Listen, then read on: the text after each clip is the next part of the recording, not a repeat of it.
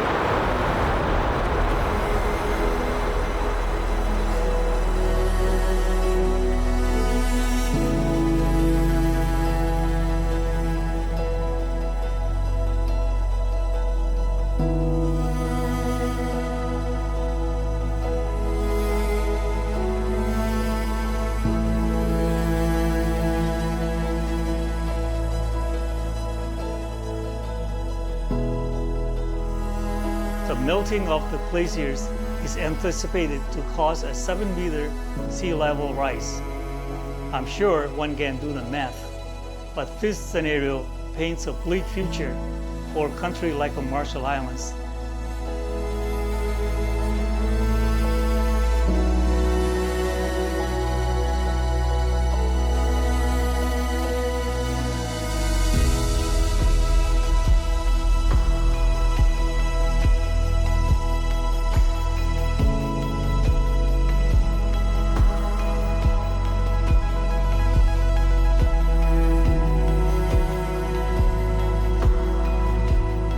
Every time I notice that at 12 o'clock lunchtime, the island is getting hotter and hotter by the day. We're seeing extensive droughts. Like right now, we're not supposed to be seeing rain as we've seen the past weeks. So climate change has altered very livelihoods. The more the sea level rises, the less land we get. It's affecting our agriculture. Can't plant anywhere near seawater because the plants are going to die. The pink tide that used to happen at about February once a year, it's happening almost every other month. Inundation of water into the land, inland water inundating. The water is now next to the people's house. 海水侵蚀已经到，你看哈，到侵蚀到路边来了，一路上都是这样子啊，然后土地的流失哈，海岸线被侵蚀哦，这非常明显。这个地方的飞机场，我来看到我吓一跳啊，因为你看这里哦，是不是柏油路的机场啊？刚降落的时候呢，其实有些海水都已经打上来了，侵蚀它的海岸线呢非常的严重。我们刚沿路看到很多的树啊，都已经往海岸边那边倒下去了哦。潮汐的时候呢，这条飞机跑道呢就不见了，就到海底下去了哦，造成他们生活居民上的影响啊非常的大。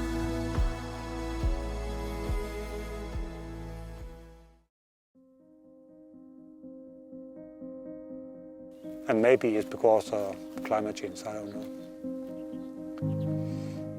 But the climate change could also be positive.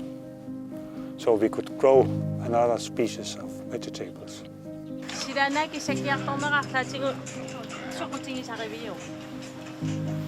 No. The habits, it's not about climate. Forget all about climate. Because it's small peaks. So climate change is always a bad thing? No. No. In South Greenland it's good because we are growing agriculture, is getting warmer down there and sheep farmers are using that.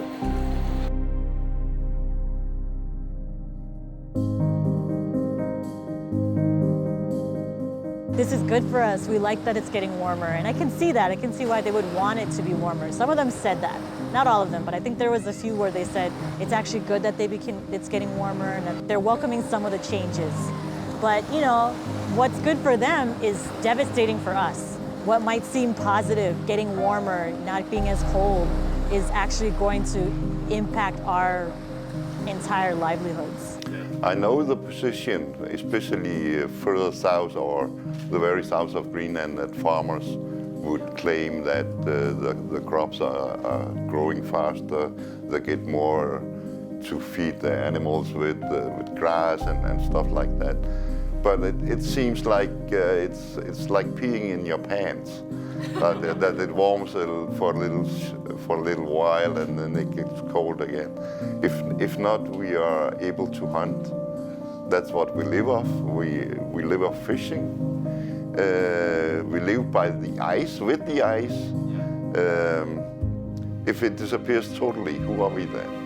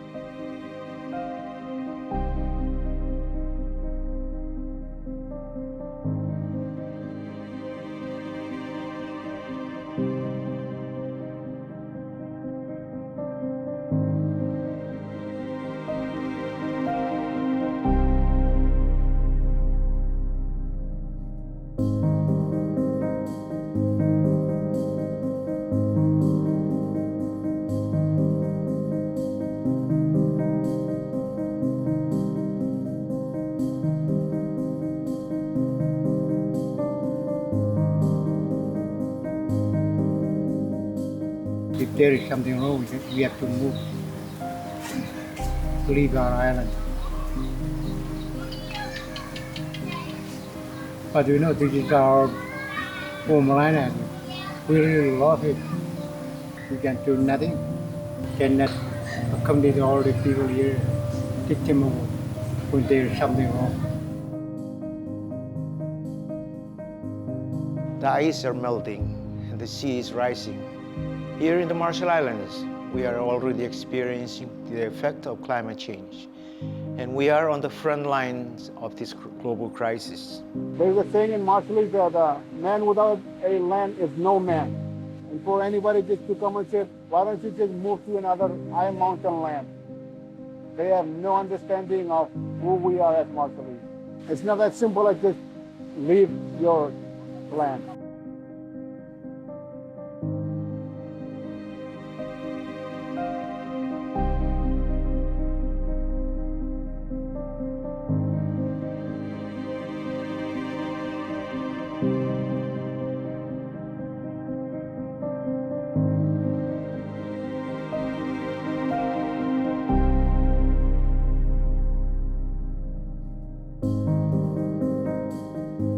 아마도 아리상nok 이마저 너트노 좀 공막술nok 안기다 이리와 고시고 이다 지글로 But at some point, when the water becomes too warm out here, the shrimp population will then migrate further north.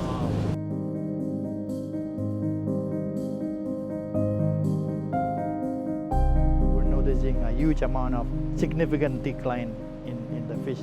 When I was young, we could just go out for an hour or two and we'd catch a lot of fish. Nowadays, you gotta go out real far. But if it warms up, the fish may not be able to be there. You can't fish. If you can't fish, you can't survive. Somewhere it's getting even colder, somewhere else it's getting warmer, the rain is falling more heavily, the storms are stronger, and you know, everything is changing.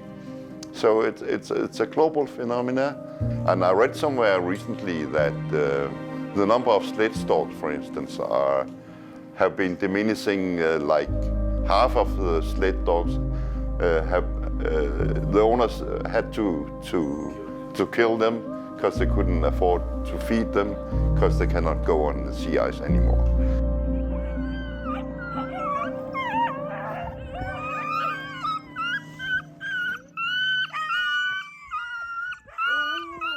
The world will not end. If we get climate change, it will be a new situation. But we will not all die and the earth will not end. It will just be another one. And it's very important that the young people do not panic and say, oh, now everything stops. No, we have to take the challenge to think, to adapt, and to cut back on emissions in a sensible way. but take it easy. Don't panic. And the last 3 IPCC reports have been pretty conclusive in saying it's CO2, we need to lower CO2, it's CO2, we need to lower CO2, it's CO2, we need to lower CO2. I don't think writing more scientific papers is the best way to address this problem. You could hire 1,000 glaciologists and the ice sheet will still melt at the same rate. All we can do is diagnose the scale of the problem. So I think the most important task facing us right now on the climate action is educating people and educating the people in charge, or educating the people who aren't in charge to tell the people who are in charge what to do. Trying to wrap that up for people in a way that they can digest in between the other things they have going on in their lives. I mean, looking after the kids, looking after the parents, doing their job at work, maybe having a hobby, seeing their friends, and then caring for climate 1%, 2%, maybe 5% of the time.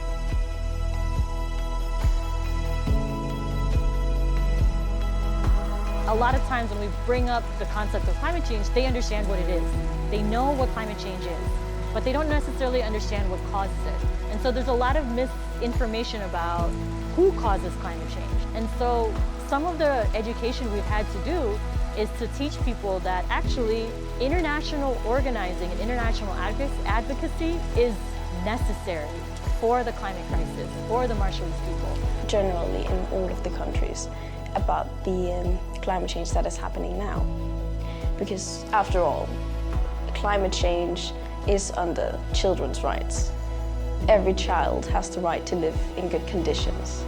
解冻格陵兰，采访记录团队亲自造访11个城镇，与专家学者、政府官员、当地居民深度访谈。气候变迁已经是不争的事实，因应调适跟积极的付诸行动，才是我们每一位都必须面对的课题。